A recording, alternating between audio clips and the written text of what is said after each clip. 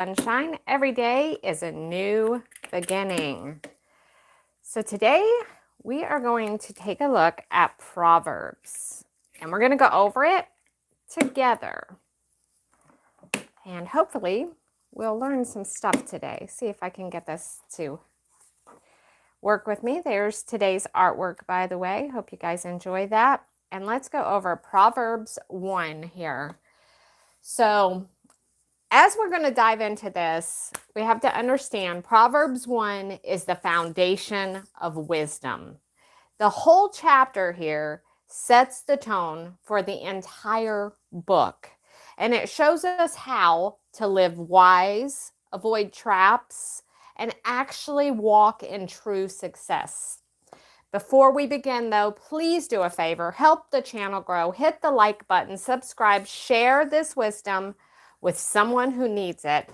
And again, give a thumbs up for today's artwork. I really appreciate it, guys. Okay, Proverbs 1:1. Now, this, you have to understand, is the Proverbs of Solomon, son of David, king of Israel. The book was actually wrote by King Solomon, which was the wisest man who ever lived. And you can read about that in 1 Kings 4:29 through 34.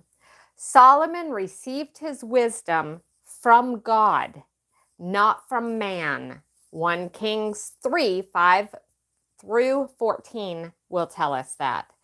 Now, Proverbs is not just an ancient wisdom. It's God's wisdom. It's God's roadmap for our success and how to live an actual righteous life. Okay? So that's what we have to think about. So the key takeaway there is if you want to live wise, learn from those who have already walked the path. And since this is the wisest man that's walked, King Solomon, then we must know that we need to go to the source, and he wrote Proverbs, so let's dive into it. Proverbs 1 and verses 2, we'll look at verses 1, 2, and 3, and why this wisdom matters. To know wisdom and instruction is what these verses are about.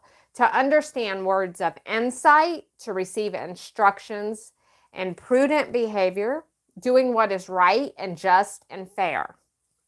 So that's what Proverbs 1, 2, and 3 is about, is the instructions, the insight, and how to have prudent behavior. So the breakdown is wisdom is not just about knowledge, it's about knowing how to live well.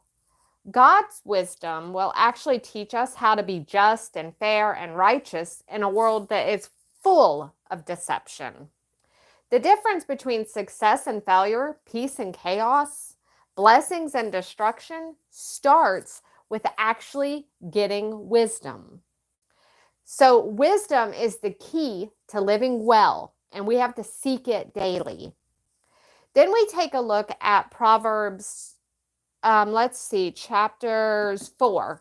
Let's start there. It says, I want you guys to go back and look at it, but here's some of the key takeaways. This verse is about giving prudence to those who are simple and knowledge and discretion to the young. So if we break this down, wisdom is not just for scholars. It's for every one of us, including the young and the inexperienced. And even for us who are just young at heart. The word simple here actually means those who are naive, easily influenced, or lack discerning. God's wisdom equips the young to make wise choices and to avoid life's biggest traps. So the key takeaway here is no matter where you are in life, you can grow in wisdom and you can grow in discernment. And that is good news for all of us. Then if you take a look at Proverbs 1 and chapter 1 we're in today, so verse 5, you guys go back and read it yourself, but this verse is actually talking about the wise keep learning. So let the wise listen and add to their learning, and let the discerning get guidance. So if we break this one down, it means truly wise people never stop learning. And you hear that in all the self-help guru talk. You never stop learning. The moment you think you know it all, you've already stopped growing. So even the wisest seek mentors, godly advice, and deeper understanding.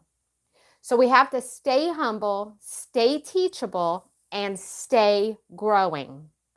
And then if you look at Proverbs 1 and 6, this verse is all about unlocking deeper truth.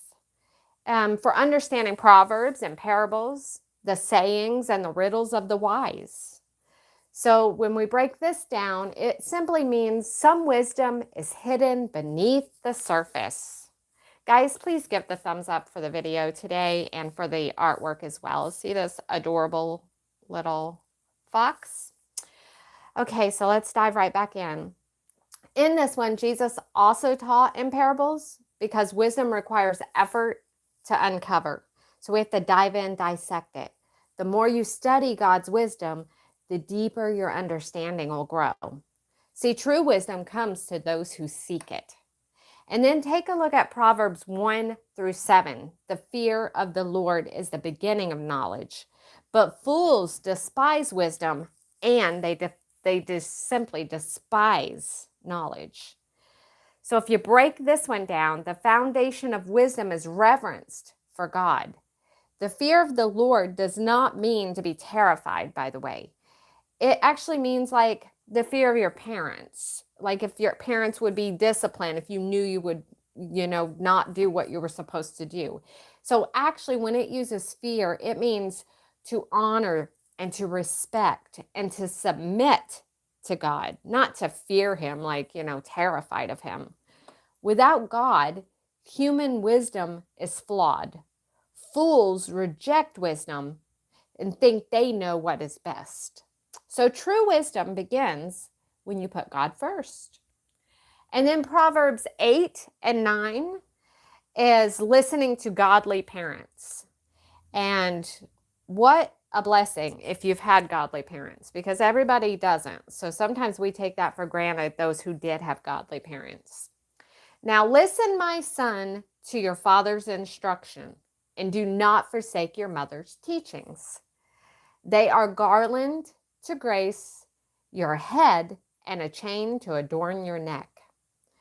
So parents' wisdom is a gift. Don't ignore their guidance. A garland and a chain here symbolizes honor and success. And disobedience, it will only lead to pain and regret. So listen to those who love you enough to correct you. And then Proverbs 10 all the way through 19 condenses the dangers of bad influence.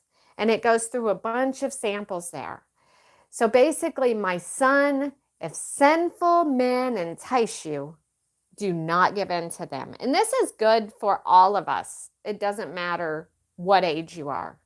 Bad company leads to bad decisions. There's no way around it. You're known by the company you keep.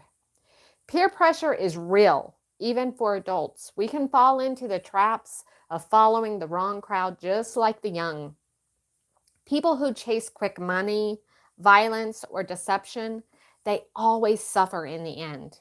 So walk away from bad influences before they will ruin you. And that's what bad influence will do. It'll take you and it'll ruin you. Proverbs 1, 20 through 33 is condensed all in to, it basically is wisdom calling out loud. So it talks about wisdom as if it's a spirit, and it's like calling out loud. She raises her voice in the public square. And it's beautiful the way it talks about it in there. Its wisdom is not hidden. It's available to all. But many ignore and reject wisdom's call. We've all heard that voice in our head saying, don't do that. And then we've went ahead and did it, and we've paid those consequences. So this is wisdom's call. And Guys, I suggest you go read the whole Proverbs one, because I would love to do a video, if you guys like this, of each Proverbs and break it down like that. But when people refuse wisdom, they end up facing the consequences of their own choices. And that is the thing to get from this Proverbs 1:20 through 33. And don't ignore wisdom. Seek it before it's too late. So the final thoughts is the path of wisdom or foolishness. That's your choice. That's my choice. That's everybody's choice. Every single day we get to make a choice too. Proverbs 1 is God's invitation to us to seek wisdom. It shows us two paths: the path of wisdom, which leads to our success and our peace in our life, or the path of foolishness, which obviously leads to destruction and great regret. The question is, which path are we going to choose? So if the message spoke to you guys, and if you like this, please comment below, because I can do this for the other chapters in Proverbs as well. And remember, the sun always rises. I appreciate every one of you, and I'll see you in tomorrow's video, and go check out the other videos. I'll see you later. Have a good day.